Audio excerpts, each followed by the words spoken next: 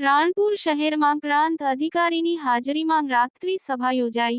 વિવિધ વિભાગના અધિકારીઓ હાજર રહ્યા। મોટી સંખ્યામાં લોકો હાજર રહી ગામના પડતર પ્રશ્નોની રજૂઆત કરી।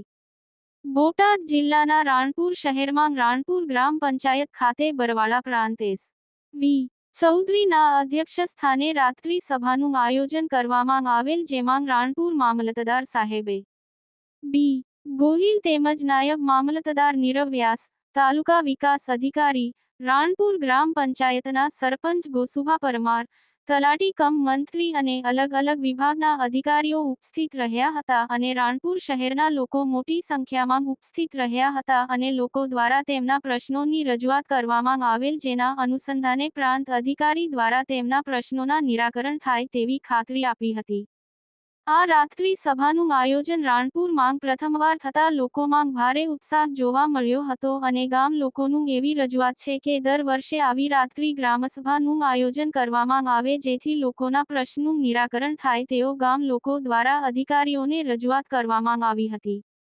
આ રાત્રિ સભામાં મોટી સંખ્યામાં લોકો હાજર રહી વિવિધ પ્રશ્નોની રજૂઆત કરી હતી।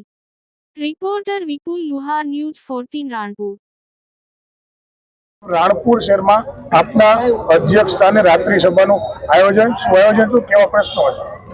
આજરોજ રાણપુરની અંદર આપણે રાત્રિ સભાનું આયોજન કરવામાં આવેલું છે। અત્યારે રાત્રિ સભાની અંદર બહોળો પ્રતિસાદ મળે એ બદલ હું રાણપુરના જે નિવાસી છે એ બધાને હું ખૂબ ખૂબ આભારી છું। અત્યારે મોટાભાગના જે પ્રશ્નો હતા આપણા, એ દબાણ છે, રોડ છે, રસ્તા છે, ગટર છે, એ બાબતના હતા। મોટાભાગના પ્રશ્નો આપણે યા તો એમનું ઉપર કામ ચાલુ છે અને જેનું કામ ચાલુ નથી એને ડેફિનેટલી એને નોટ ડાઉન કરી લેવામાં આવે છે અને ટૂંક સમયની અંદર એનો સંપૂર્ણ અને હકારાત્મક નિકાલ આવે એ રીતનો પ્રયત્ન સંપૂર્ણ તંત્ર દ્વારા કરવામાં આવશે। આપના લોકો દ્વારા જે પ્રશ્નોની રજૂઆત કરવામાં આવી છે, આશરે કેટલા સમયમાં તેનો નિકાલ કરવામાં આવશે? અત્યારે જે પ્રશ્નોની નિકાલ જે રજૂઆત કરવામાં આવેલી છે એમાં કેટલાક પ્રશ્નો, ધારો કે CHC નો પ્રશ્ન છે કે બીજા દબાણના એના પ્રશ્નો છે, તો એમાં નોટિસો આપેલી છે। એનામાં જે જમીન ફાળવવાની કાર્યવાહી છે ચાલુમાં છે, આવતા વીકની અંદર થઈ જશે। એના સિવાયના અમુક જે પ્રશ્નો છે એ સરકારની જે ગાઈડલાઈન છે એ મુજબ સમય મર્યાદાની અંદર પૂરા કરવામાં આવશે।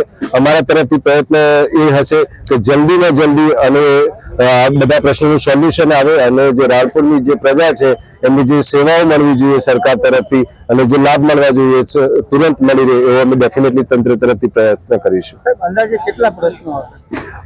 અંદાજે લગભગ અહીંયા અમારા દિવસ નોટ ડાઉન કરવામાં આવે છે અને 26 પ્રશ્નો હતા જે અલગ અલગ હતા। બાકી જે નોર્મલ એના સબ ક્વેશ્ચન હતા જેને અમે વણી લીધેલા છે એની અંદર।